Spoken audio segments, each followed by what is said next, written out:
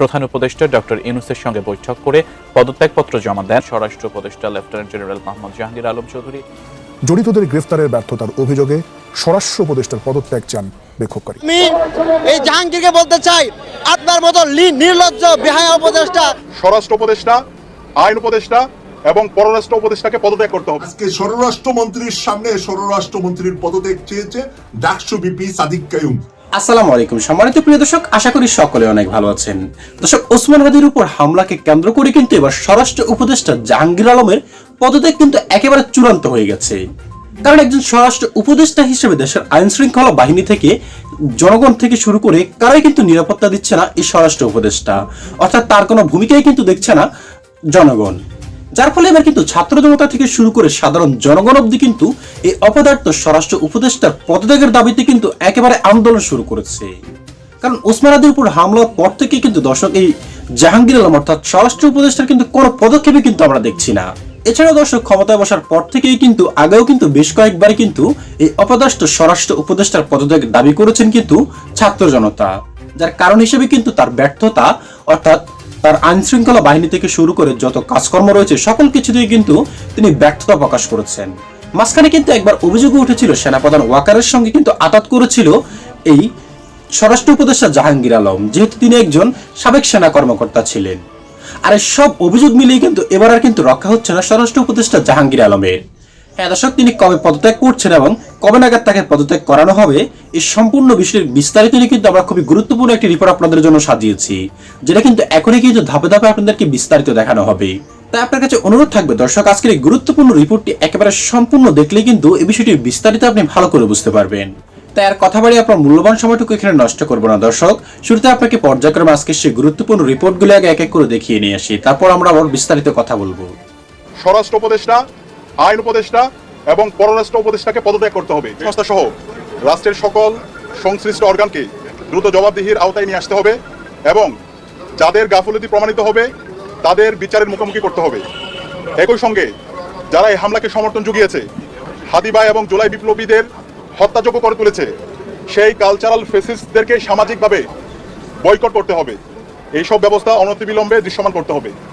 2 নম্বর দাবি, আগামী 48 ঘন্টার মধ্যে নিষিদ্ধ লীগের বিরুদ্ধে এলাকাভিত্তিক চিরুনি অভিযান শুরু করতে হবে। নিষিদ্ধ ঘোষিত সংগঠনের বিভিন্ন স্তরের সকল সন্ত্রাসীদেরকে গ্রেপ্তার করতে হবে এবং সব ধরনের অবৈধ অস্ত্র উদ্ধার করতে হবে। এই বিষয়ে সরকারের অবহেলা আমরা সহ্য করব না। 3 নম্বর দাবি, ভারতীয় আধিপত্যবাদের বিরুদ্ধে প্রথম ও অপরিহার্য পদক্ষেপ হিসেবে খুনি হাসিনাকে দেশে ফিরিয়ে এনে তার বিরুদ্ধে মানবতা বিরোধী অপরাধে প্রদত্ত রায় কার্যকর করতে হবে। গণহত্যাকারী সন্ত্রাসীদের আশ্রয় দেওয়ার প্রতিবাদে ভারতের সঙ্গে কূটনৈতিক সম্পর্ক পুনর্বিবেচনা করতে হবে।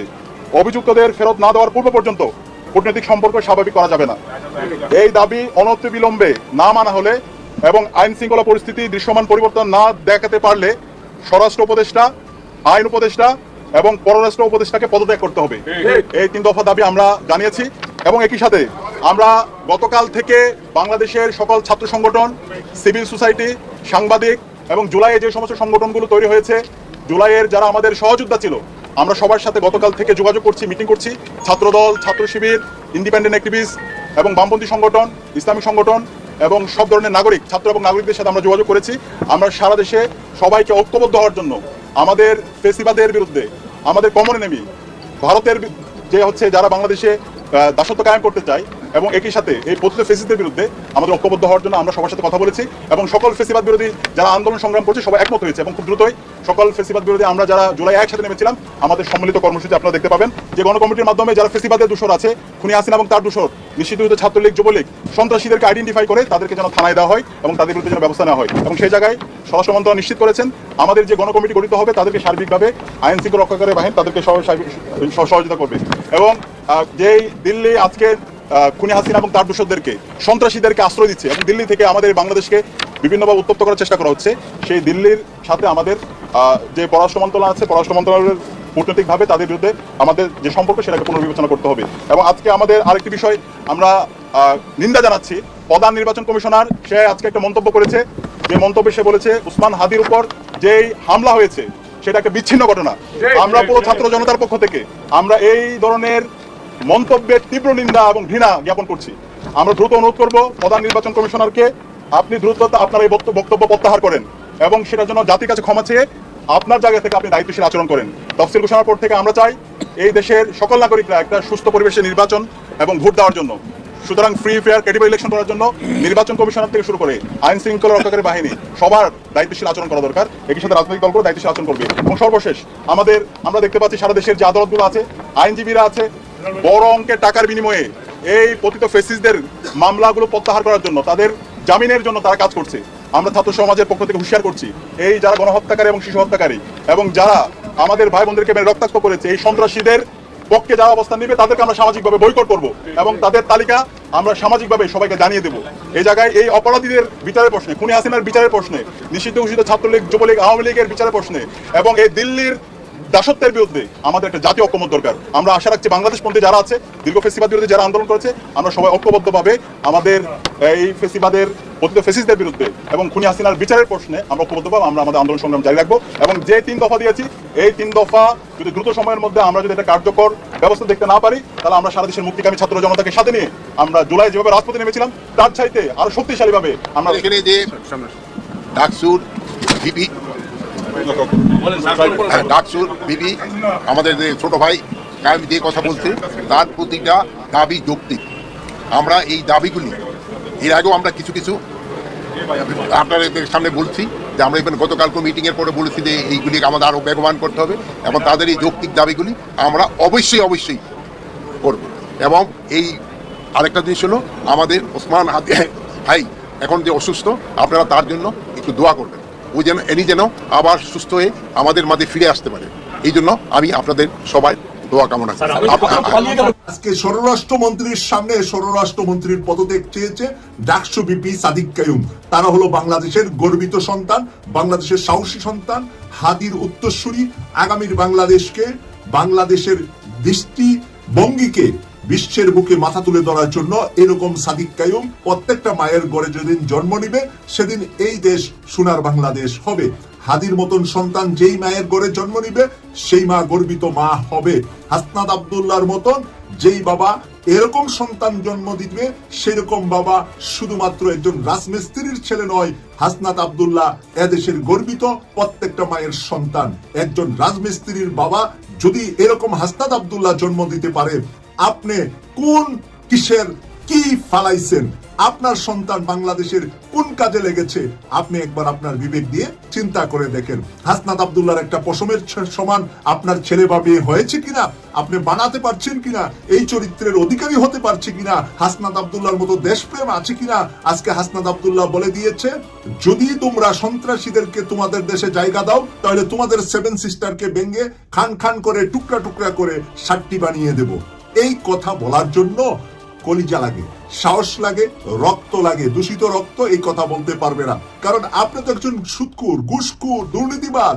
আপনার সন্তান এই কথা বলতে পারবে না, কারণ তাকে হারাম খাওয়াইয়া বড় করেছেন। এখন সে হারাম পথেই চলবে, সে হালাল আর সত্যের পথে আসতে পারবে না। আজকে ভারত বিরোধিতা নয়, আমরা সন্ত্রাসীদেরকে ভারত জায়গা দিয়েছে, এর বিরোধিতা করছি, এর জবাব চাচ্ছি।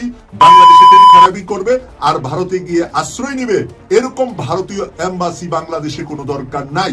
বাংলাদেশ থেকে এরকম এম্বাসি উঠিয়ে দিতে হবে, এরকম হাই কমিশনের বাংলাদেশে থাকার কোনো অধিকার নাই। আর এই অধিকার নাই যারা বলছে, তারাই হলো বাংলাদেশের সোনার সন্তান। আর যারা এই কথার, এই তরুণদের সাথে একমত হতে পারছে না, তারাই বাংলাদেশের জারজ সন্তান। ভারতীয় আধিপত্যবাদ বাংলাদেশকে কি করতে চায়? বাংলাদেশের মানুষের ঈমান, আকীদা, ইসলামের বিশ্বাস থেকে তুলে নিয়ে বাংলাদেশের আমাদের সন্তানদেরকে কুপথে পরিচালনার জন্য তারা বাংলাদেশের ভিতরে একাধিক রাস্তা দিয়ে, বর্ডার দিয়ে বাংলাদেশে বিভিন্ন ধরনের হাশিশ, হিরোইন সে থেকে শুরু করে বিভিন্ন মাদক প্রতিদিন ঢোকাচ্ছে, যাতে করে বাংলাদেশের তরুণ তরুণীরা নষ্ট হয়ে যাক। আর এই তরুণ তরুণীদের নষ্ট হওয়ার প্রতিবাদ যারা করবে, তারা হবে সুসন্তান। আর যারা প্রতিবাদ না করবে, তারাই বাংলাদেশের জারজ সন্তান। কারণ বাংলাদেশের তরুণ সমাজকে ইসলামের পথ থেকে, বাংলাদেশ প্রেমের পথ থেকে, বাংলাদেশকে উন্নত বিশ্বের দিকে তুলে ধরার জন্য যারা কাজ করে, তাদেরকে নষ্ট করবে। আর আপনি মুখে কুলু লাগাই রাখবেন, আর আপনি পকেটে ভারতীয় মানি ঢুকিয়ে ব্যাংক, বিমা, ব্যবসা বাণিজ্যের মালিক হবেন, আপনি বাংলাদেশের সুসন্তান নাকি বাংলাদেশের জারজ সন্তান, এই কথা বলার আর এই কথা বোঝার জন্য আপনাকে সায়েন্স পড়তে হবে না, মেডিকেল পড়তে হবে না, ইঞ্জিনিয়ারিং পড়তে হবে না। আপনার মেধা, যোগ্যতা আর নলেজ, বিবেককে প্রশ্ন করলে আমার একজন রিক্সা চালক ভাই আপনার চাইতে ভালো বুঝে। আপনি বিশ্ববিদ্যালয়ের ডিগ্রি নিয়েছেন না মাদ্রাসার ডিগ্রি নিয়েছেন সেটা বিষয় নয়। আমার ডিগ্রি ছাড়া আমার ধান খেতে যে কৃষক ভাইটা কাজ করে আপনার চাইতে মেধাবী, আপনার চাইতে জ্ঞানী, আপনার চাইতে দেশপ্রেমী, আপনার চাইতে ধার্মিক, আপনার চাইতে সে সৎ মানুষ। তাই সেই মানুষগুলা কি বলে, আমাদের কথাবার্তায় জবাবটা তারা কি দেয় এবং তাদের সাথে আমাদের কথার মিল হচ্ছে কিনা, কাজের মিল হচ্ছে কিনা, সেটাই আপনাদেরকে দেখতে হবে। কেউ বলছেন স্বরাষ্ট্র উপদেষ্টা জাহাঙ্গীর আলম একজন সহজ সরল মানুষ, কিন্তু দর্শক একটা কথা চিন্তা করুন তো, কোন সহজ সরল মানুষকে দিয়ে কিন্তু এই মুহূর্তে বাংলাদেশকে পরিচালনা সম্ভব? আর এমন একটা গুরুত্বপূর্ণ পদ দর্শক, স্বরাষ্ট্র উপদেষ্টা, যে কিনা আইন শৃঙ্খলা বাহিনী থেকে শুরু করে দেশের যাবতীয় যত সশস্ত্র বাহিনী সকলকেই কিন্তু সে কন্ট্রোল করে। তাই সে সহজ সরল হোক বা যেটাই হোক, তার যদি ব্যর্থতা প্রকাশ করে সে, তাকে অবশ্যই কিন্তু এ পদ থেকে সরে যাওয়া উচিত। কারণ দেশের জনগণ তাকে এখানে বসিয়েছে সে ব্যর্থতা প্রকাশ করার জন্য নয়, কাজ করার জন্য। বর্তমানে দেশের আইন শৃঙ্খলা বাহিনীর যে অবনতি দর্শক, এতে করে ওসমান হাদির উপর হামলা হয়েছে, এবার অন্য কারোর উপর হামলা হবে না এমন কোনো গ্যারান্টি তো স্বরাষ্ট্র উপদেষ্টা দিতে পারছে না। তাই অবিলম্বে এই স্বরাষ্ট্র উপদেষ্টার পদত্যাগ দাবি করেছেন ডাকসুর বিপি সাদিক কাইম থেকে শুরু করে আরো যত ছাত্র সংগঠন আছেন সবাই কিন্তু এই দাবিটুকু তুলেছেন। তাই সম্মানিত প্রিয় দর্শক, আজকের এই বিষয়টি সম্পর্কে দর্শক আপনার কি মনে হয়?